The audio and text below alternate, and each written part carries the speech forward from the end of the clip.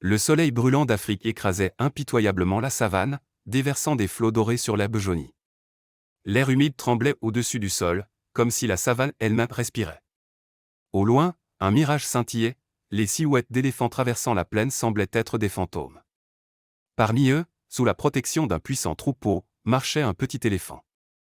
Il venait tout juste d'apprendre à se tenir fermement sur ses pattes et découvrait le monde autour de lui avec curiosité. Les éléphants avançaient lentement sur un chemin familier d'une source d'eau à une autre. Ils étaient prudents, à l'écoute du moindre son, captant les plus petites vibrations de la terre. La matriarche, une vieille éléphante expérimentée aux défenses imposantes, menait le troupeau avec un profond sens des responsabilités. La mère du petit éléphant, une femelle jeune mais déjà mature, marchait à ses côtés, le touchant tendrement de sa trompe de temps à autre. Mais la curiosité dans le cœur du petit éléphant était plus forte que tout. Tandis que les adultes se concentraient à déterrer de savoureuses racines, il aperçut un papillon lumineux voletant dans les herbes et ne put résister à l'envie de le suivre. D'abord, il ne s'éloigna que légèrement, puis il se laissa emporter et se retrouva de plus en plus loin du troupeau. Il ne ressentait aucune peur. Tout autour de lui était fascinant le chant des oiseaux, le grésillement des criquets, les vols planés des moineaux. Le petit éléphant enroulait l'herbe avec sa trempe, arrachait des feuilles et les éparpillait, battait des oreilles pour effrayer les criquets, et s'amusait comme seul un enfant peut le faire, inconscient du danger. Pendant ce temps, le troupeau commença à s'agiter. La mère du petit leva la tête, regarda autour et appela bruyamment. Pas de réponse. Elle appela à nouveau, cette fois plus fort et avec plus d'insistance. Les autres adultes devinrent méfiants. La matriarche s'approcha, plaqua ses oreilles, tendit sa trompe pour capter les odeurs. L'air était chargé d'inquiétude. De son côté, le petit éléphant, se retrouvant dans une partie inconnue de la savane, commença à remarquer des changements. L'herbe était plus haute, les ombres plus rares. Les sons s'étaient tus. Même le grésillement des insectes avait disparu. Le petit éléphant s'arrêta, leva la tête et se figea. Ses instincts, encore faibles mais bien réels, lui dictaient de faire attention. Et c'est alors qu'il aperçut un mouvement. Des lions commencèrent à sortir de l'herbe, tels des ombres. Ils avançaient lentement, avec grâce, en toute confiance. La troupe était nombreuse, 8 adultes marchant à l'unisson, comme un seul être. Leurs yeux brillaient, ils anticipaient déjà une proie facile. Le petit se figea. La peur envahit son cœur, mais sans le paralyser. Il revit les scènes où les éléphants adultes prenaient position pour se défendre, lançant de puissants barrissements.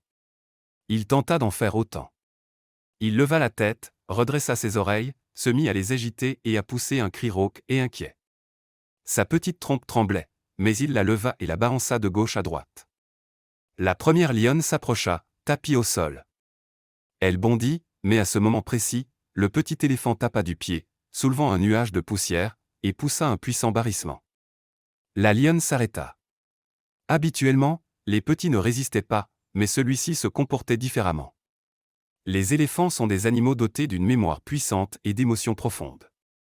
Et à cet instant, la mère accourait déjà à travers la savane. Elle appelait, cherchant son petit, mais son cri se perdait dans le vent. L'angoisse la submergeait entièrement, chacun de ses pas résonnait comme un tambour. La terre tremblait sous ses pieds, et derrière elle, le troupeau avançait prudemment, en silence. Il sentait que quelque chose n'allait pas. À ce moment, les lions commencèrent à se rapprocher davantage. L'un des jeunes mâles bondit en avant et griffa le flanc du petit. L'éléphanteau poussa un cri aigu, déchirant, plein de désespoir. Il fit un pas en arrière, mais se redressa aussitôt et tenta de frapper le prédateur avec sa trompe. Celui-ci recula. La mère entendit ce cri. Elle le reconnut, il n'y avait aucun doute, c'était l'appel de son petit. Son hurlement en fut la réponse fort, perçant, vibrant dans l'air. Elle fonça, comme si la terre elle-même s'éloignait sous ses pas. Un instant plus tard, elle fit irruption au milieu des prédateurs. Dans un rugissement, sans ralentir, elle chargea les lions. Ils reculèrent, effrayés par la fureur de la mère, mais ne partirent pas. Ils tournaient en rond, cherchant des failles. Le bébé éléphant se serra contre la patte de sa mère, tremblant, mais continua de tenir debout. Il savait déjà ce que signifiait se battre. Puis, un bourdonnement se fit entendre. La terre trembla plus violemment. D'énormes silhouettes commencèrent à apparaître derrière la colline, l'une après l'autre. Le troupeau d'éléphants de vieux mâles, des adolescents, des femelles avec leurs petits avançaient rapidement et avec assurance. Leurs yeux étaient remplis de détermination. Ils formèrent un demi-cercle, créant une barrière vivante entre les lions et le petit. Certains soulevaient de la poussière en frappant le sol de leurs pieds. La matriarche s'avança, le regard sévère. Elle se balançait lentement d'un côté à l'autre, menaçant les prédateurs. Les lions hésitèrent.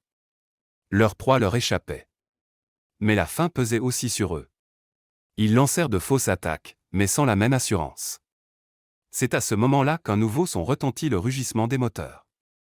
Des jeeps des gardes du parc national émergèrent des buissons.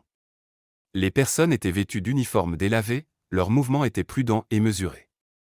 Ils le savaient, aucun mouvement brusque n'était permis ici. Ils coupèrent les moteurs, observant la situation. L'un des rangers, un vétérinaire expérimenté, sortit sa radio, contacta la base, puis descendit lentement du véhicule. Son visage était calme, il avait déjà vécu ce genre de situation plus d'une fois. Il savait comment se comporter parmi les éléphants. Le troupeau reconnut l'odeur des humains familières, non hostiles. La matriarche ne s'interposa pas lorsqu'il s'approcha du bébé blessé. Le petit éléphant tremblait, mais ne résista pas.